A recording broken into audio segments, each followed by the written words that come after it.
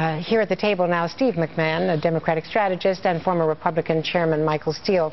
Of course, the first questions had a lot to do with Todd Akin, his comments, and the president said, rape is rape. How difficult is this for the Republican Party? We now, since we've been sitting here, we hear from Kelly O'Donnell that the chairman of the Republican Senate Campaign Committee, Senator John Cornyn of Texas, has told Todd Akin in no uncertain terms publicly, has issued a statement saying, take the next 24 hours and do what is best for you and your country and the Republican Party.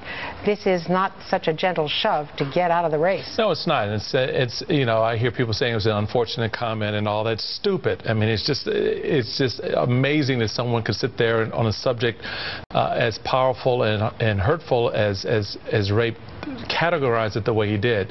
It does, as was talked about this morning on Morning Joe and a few other shows, it reflects the mindset of this individual going into the Senate campaign. And he's not qualified to be a senator. In my estimation, no. And I think that, you know, I applaud the Senate leadership that is probably quietly, certainly, and now publicly saying, rethink this bid and do the right thing. And so whether or not Akin takes that advice remains to be seen. I know his comments are so far, yeah, you know, I said something that was unfortunate, but there's no indication that he's going to take that advice and rethink over the next 24 hours what he should do. What leverage do they have? They can withhold money from him. They can withhold money, but look, he was backed by his community. The people elected him in his district in a Republican primary.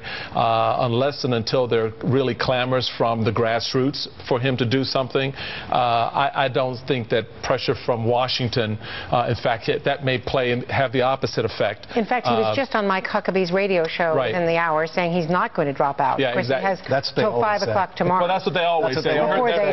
We heard that from a lot of these guys, right, Steve? So what about the bigger question, Michael, before I bring you into this, Steve? The bigger question for the party, you've got a 15-point gender gap in some states, in battleground states. Right. You needed to close that for Mitt Romney to win. Right.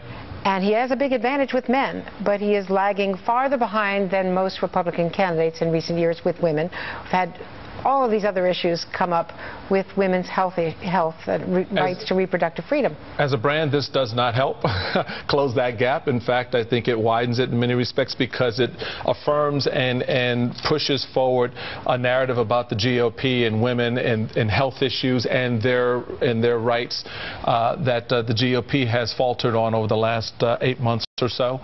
The Romney campaign has been, I think, a little bit quiet on this, as they probably should, to see how it plays out. And it makes sense. You don't want to go jumping into these things headlong. But again, as the standard bearer now for the GOP going into the convention, whether it was this or the dipping into the Sea of Galilee by members of the GOP caucus, the branding and the messaging going into the convention is not good, is not helpful for the Romney campaign, nor is it helpful for the party writ large.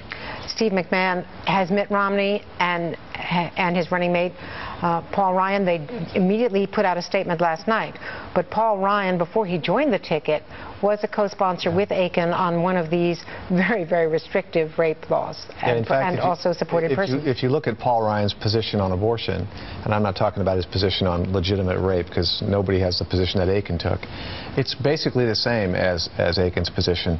He's against abortion in just about every case unless the health of the mother is jeopardized. So that's not the position that most women take. It's not a position that is going to be effective for the Republican Party in terms of closing the gap.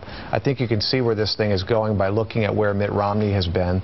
Last night he issued that statement. He issued a statement not too dissimilar to Senator Cornyn's just a little while ago, in which he basically sort of said it was, he initially had said, we have to evaluate it, it's not our view. He's now denouncing it in very, very strong terms, and I think the Republican Party is basically saying to Mr.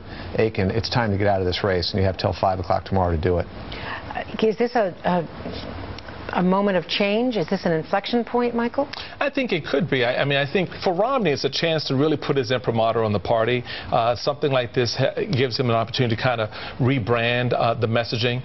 That's, as you said, Steve, a very strong response denouncing something like this. It can be very helpful, but again, it has to be consistent. And that oftentimes becomes a problem in these things. Well, this conversation will continue. Michael Steele and Steve McMahon, thank you both very much.